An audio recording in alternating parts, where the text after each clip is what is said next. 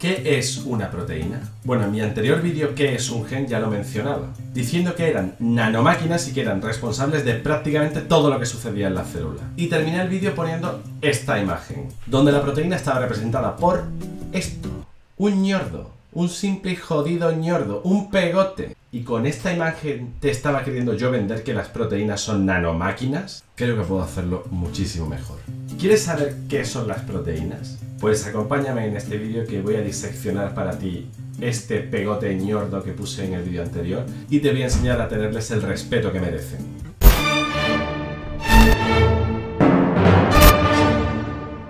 Bienvenidos a Dr. Carlos Toscano, el canal donde un tío que resulta llamarse Carlos Toscano y que todavía no es doctor. No es doctor, no lo soy. No lo soy. Pero bueno, lo seré dentro de poco. Me queda un año y medio y hay que reservar el nombre. En fin, bienvenido al vídeo donde te explicaré qué es una proteína. ¿Y qué es una proteína? Una proteína es una molécula, es decir, un conjunto de átomos enlazados entre sí de cierta forma. Pero claro, no de cualquiera. La realidad, amigos míos, es que para entender qué es una proteína, primero hay que entender qué es un aminoácido. Un aminoácido es un tipo de molécula que consta de una serie de partes. Empezamos con un átomo de carbono.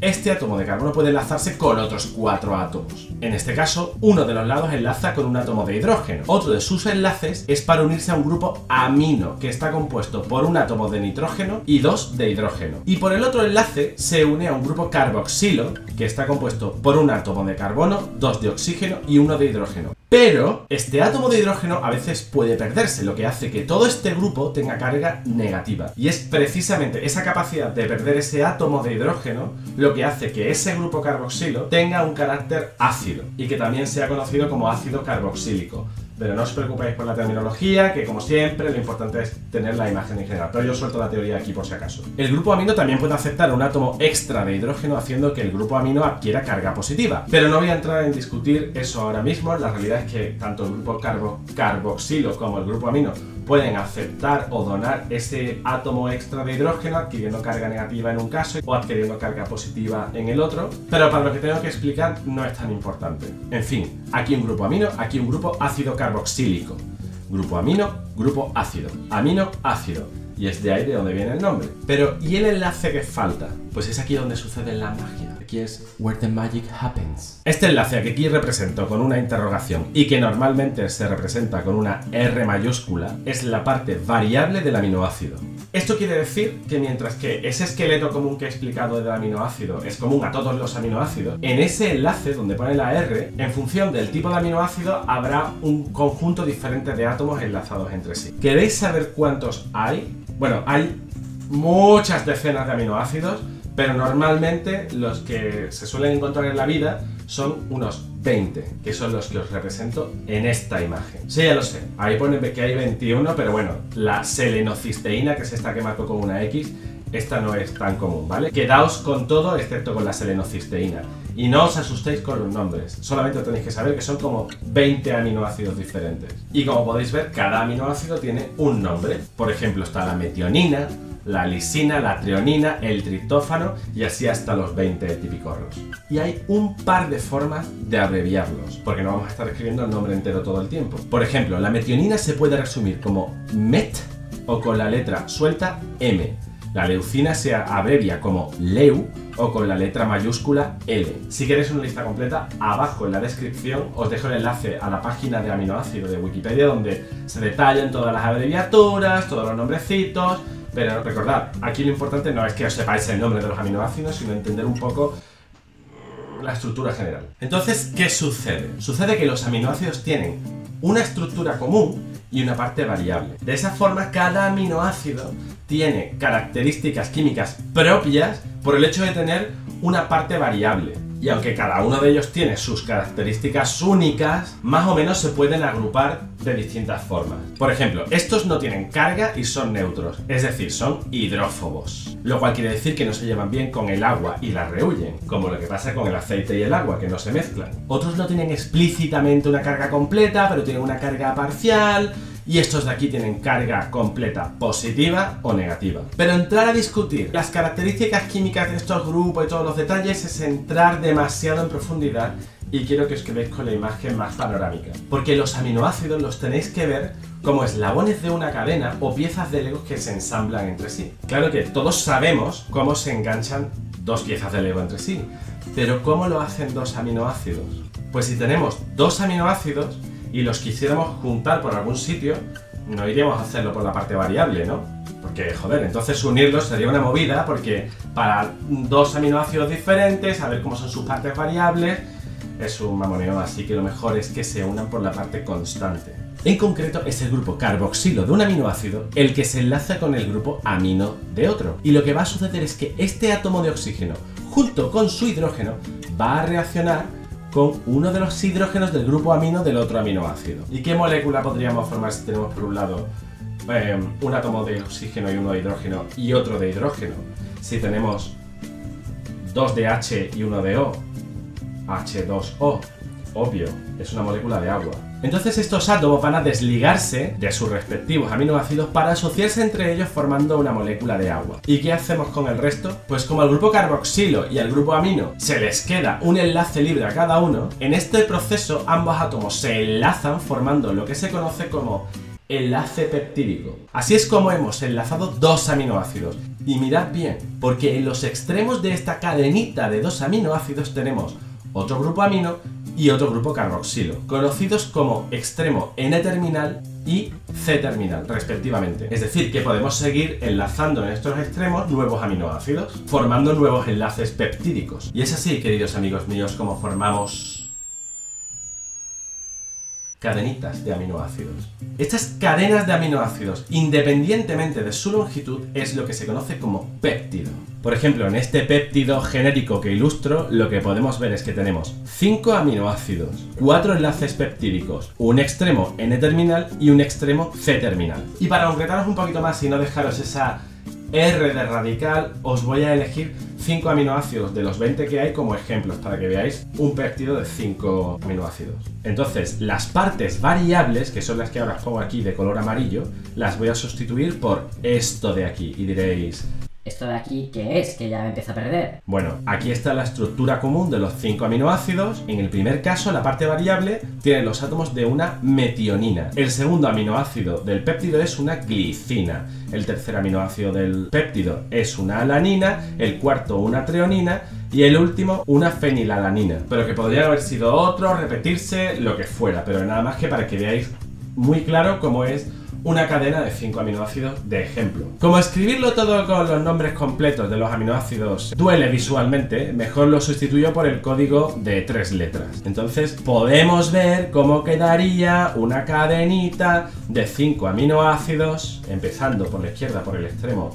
N-terminal y por la derecha por el extremo C-terminal. Llegados a este punto ya podemos definir bastante claro lo que es un péptido genérico. Un péptido sencillamente es la concatenación de aminoácidos mediante enlace peptídico. Y con respecto a lo que es una proteína, esto es lo que se conoce como la estructura primaria de una proteína, es decir, sencillamente su secuencia de aminoácidos. Ahora vamos a jugar un pequeño juego de combinatoria. Si en lugar de elegir los 5 aminoácidos que he puesto como ejemplo, suponemos que pueden ser cualquiera de los 20 que hay, pues esta sería como la cadena genérica. A mayúscula, esas dos A es una abreviatura de aminoácido. Entonces es como una cadena de 5 aminoácidos genéricos. Para el primer aminoácido podemos elegir entre 20 posibilidades. Para el segundo, otra vez podemos elegir entre 20 posibilidades. Para el tercero 20, el cuarto 20, el quinto 20. Al final, si tú quieres saber cuántas cadenitas de 5 aminoácidos se puede hacer, si cada uno de los 5 puedes elegir entre 20 posibilidades, lo que tienes que hacer es multiplicarlo. Es decir,